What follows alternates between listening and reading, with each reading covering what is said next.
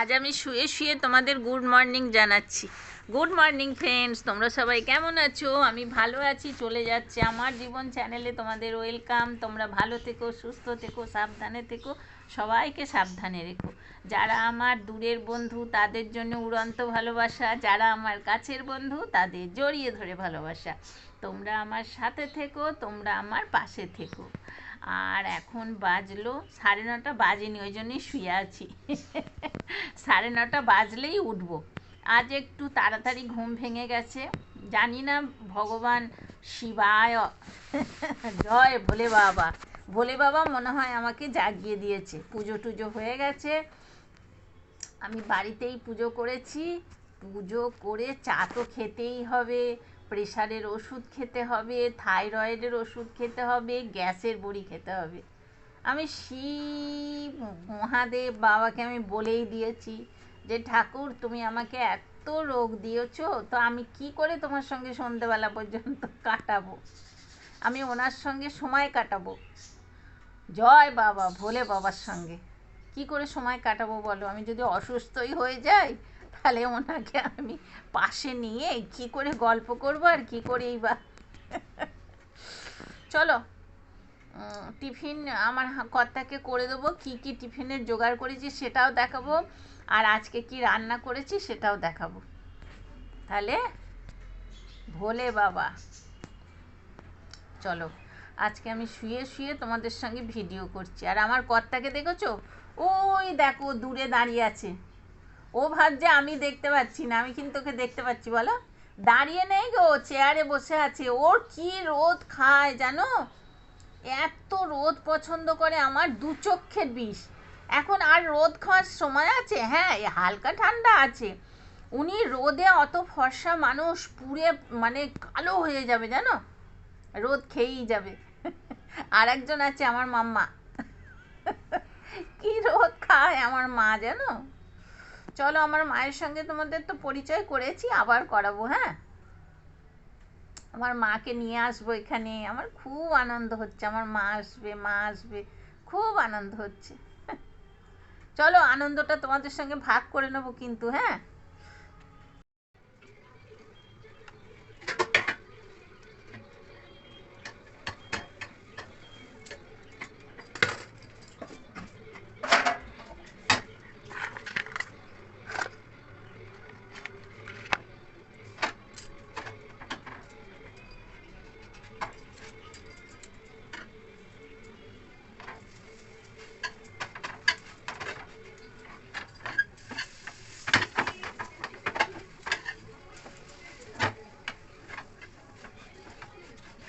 কোথায় গেলে?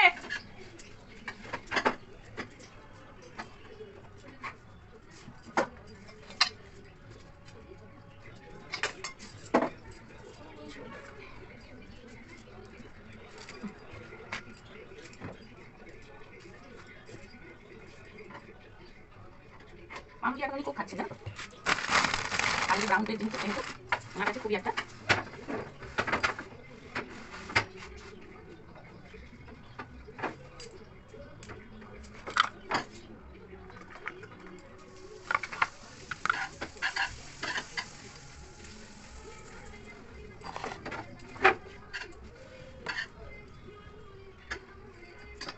খেতে চাইলেছে, খারাপ আছে না দেখে আসি।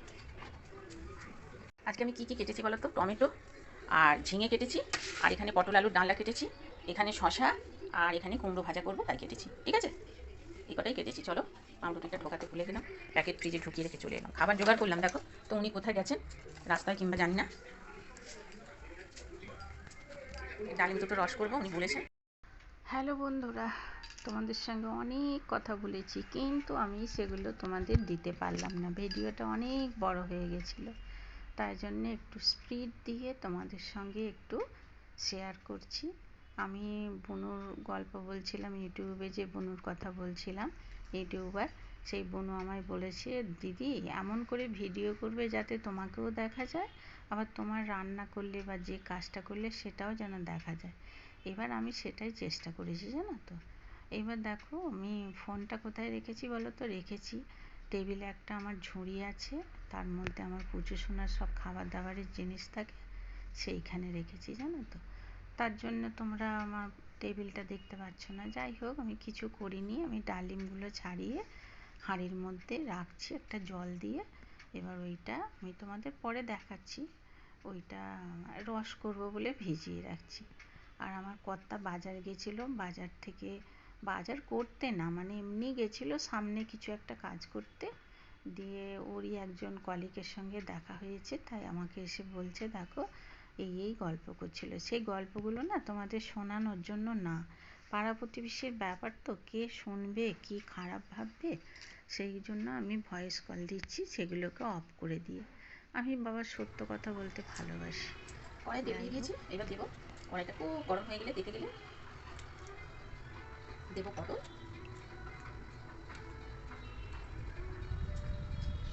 আজকে আমার মেয়ে আসবে, কি আনন্দ বলো, মেয়ে আসবে, মেয়ে মেয়ে মেয়ে। আচ্ছা, আলু কি তোমরা জানো কাঁচা তেলে আলু দিতে হয়?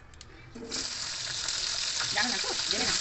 আলু তো সবসময় কাঁচা তেলে দেবে, আলু ডাল মতো আলু সিদ্ধ হয়ে যাবে, ঠিক আছে?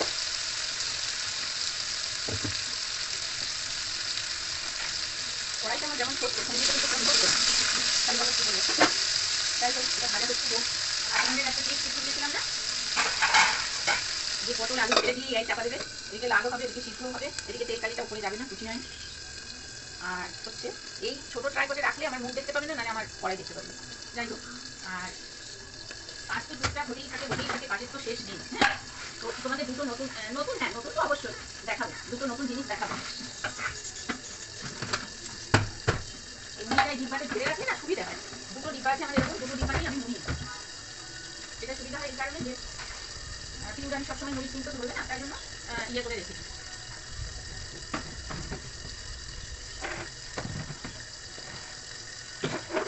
মুড়িটা ছোটো ডিব্বায় ছেড়ে রাখবো।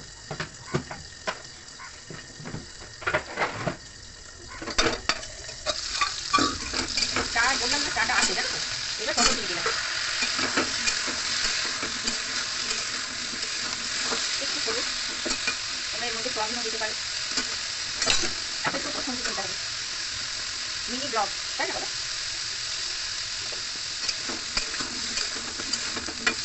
পটলগুলো লাল লাল হোক, তারপরে আমি দিয়ে দেবো নুন দেবো। দেখে আজকে আমার কতটা চা খাবে কিনা, গ্যাস থেকে কমিয়ে দিয়ে যাই।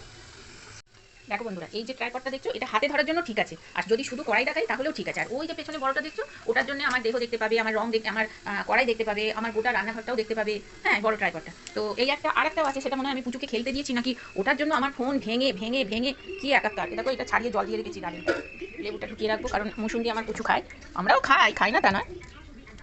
এই যে ঢুকিয়ে রাখলে কি বলতো, জিনিসগুলো নষ্ট হয় না। আর একটা আমার ট্রাইপড ছিল, ট্রাইপডটা আমি দেখতে পাচ্ছি না, ওইটা না, ওইটা দিয়ে আমার ফোন পড়ে পড়ে পড়ে পড়ে ফোন ভেঙে গেছে জানো। দিয়ে এখন কর্তা ওই ফোনটা কাকে দিয়ে দিয়েছে, আমার ফোনটা, আর আমাকে ওর ফোনটা দিয়েছে। আর ওই যে ওর জন্য নতুন, ও নতুন কিনে নি, ফোনটা আমার জন্যই কিনেছিল, আমি নিইনি। কেন বলো তো, রান্নাঘরে ওই যে বললাম তোমাদের, ট্রাইপড থেকে পড়ে পড়ে আমার ফোন ভেঙে যায়। অত দামি ফোন, কত নিয়েছিল এটা, এটা কত নিয়েছিল? 20 নিয়েছিল। রান্নাঘরে কিচেনে কেউ ওই ফোন নেয় বলো? তাই আমার এই ফোনটাই আমার নিতে ইচ্ছা করে না জানো তো। আমি ভাবি রান্নাঘরে এইটা নিয়ে যাবো, এই ফোনটা। এই ফোনটা কিন্তু কোনো কাজ দেয় না, দেখো না, ফেটে ফুটে একাকার। এই দেখো, আমার দুটো সিমও আছে, আমি নিতেই পারি, কিন্তু এটা তো আবার আলাদা করে পয়সা ভরতে হবে বলো। আমার সিম আছে, জিওর সিম আলাদা। এর ক্যামেরাও খুব সুন্দর ক্যামেরা, এই ক্যামেরাও কিন্তু খারাপ না। চার্জটা দেবো না কি গো, চার্জ দিয়েছি, দিয়ে বন্ধ করে রেখে দিয়েছি, কারণ আমি দোকানে যাবো জানো তো।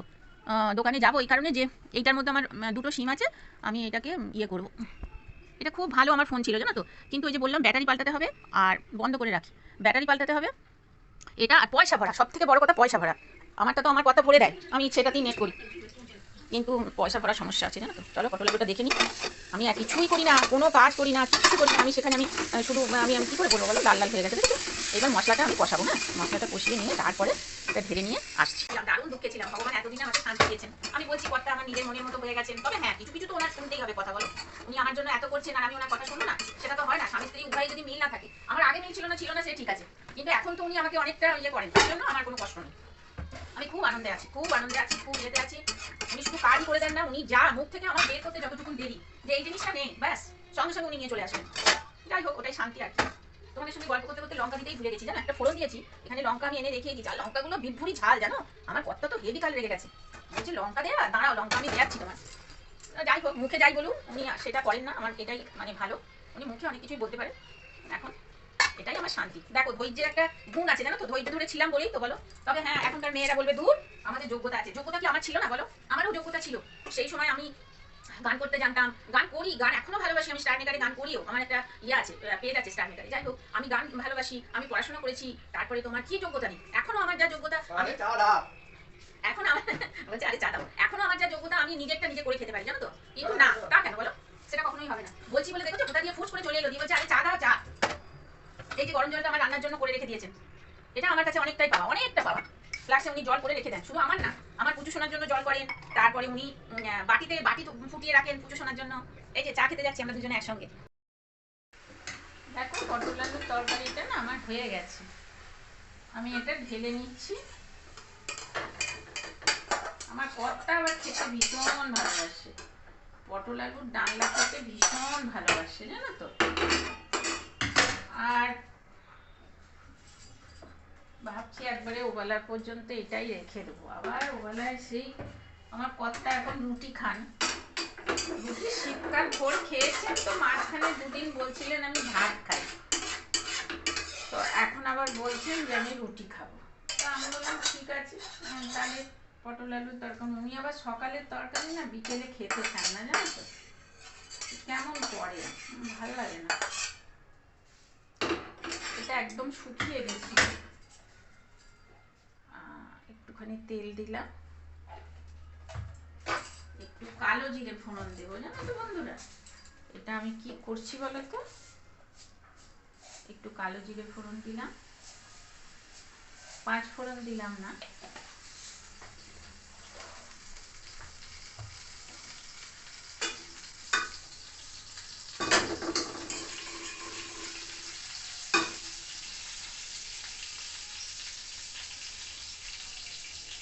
একটা লঙ্কা দিলাম, আর এরকম পোস্তর মধ্যেও দিয়েছি লঙ্কা, এই দেখো কাঁচা লঙ্কা সবুজ রঙের দিয়েছি।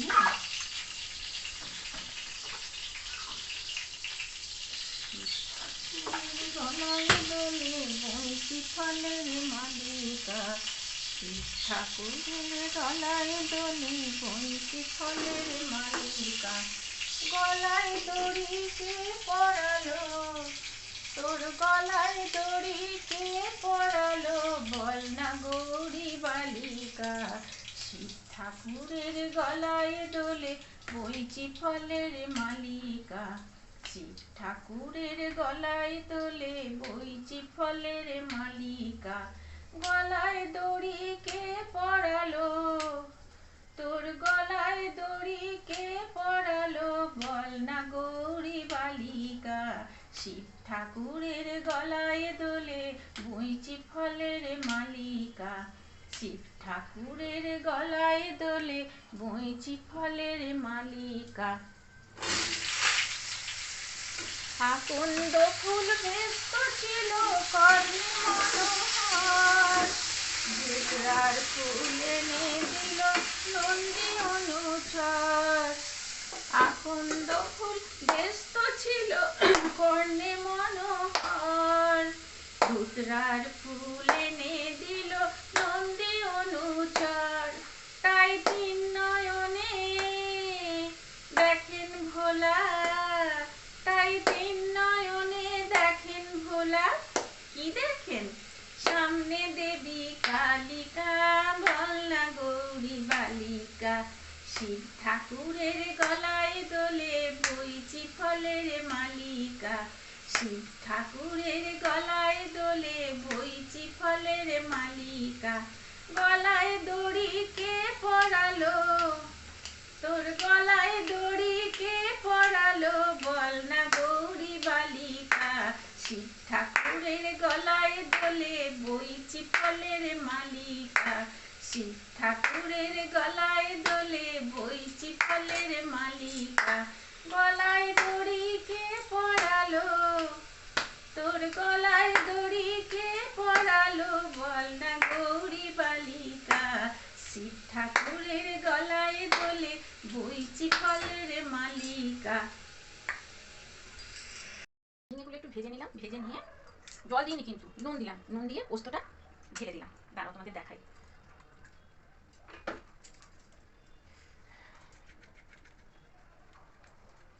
পোস্ত তো হীরের মতো দাম বাবা, নষ্ট করা যাবে না।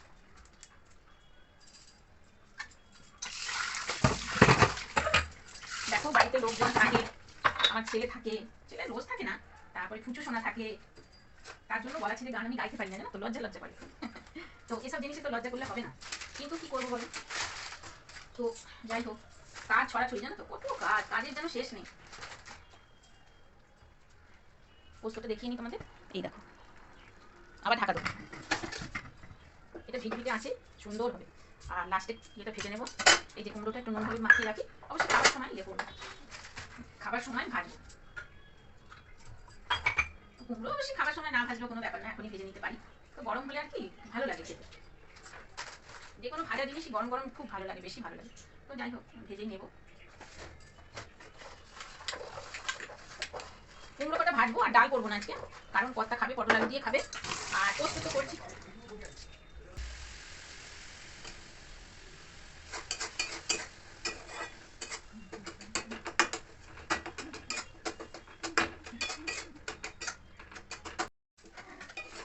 পোস্তটা তেল ছেড়ে দিয়েছে, পোস্তটা হয়েও গেছে। এইবার লাস্ট ফিনিশিংয়ে দেখো একটু একটু একটু ইয়ে রয়েছে, এরকম করে ঘুরিয়ে ঘুরিয়ে পোস্তটাকে শুকনো করে নেবো। হ্যাঁ,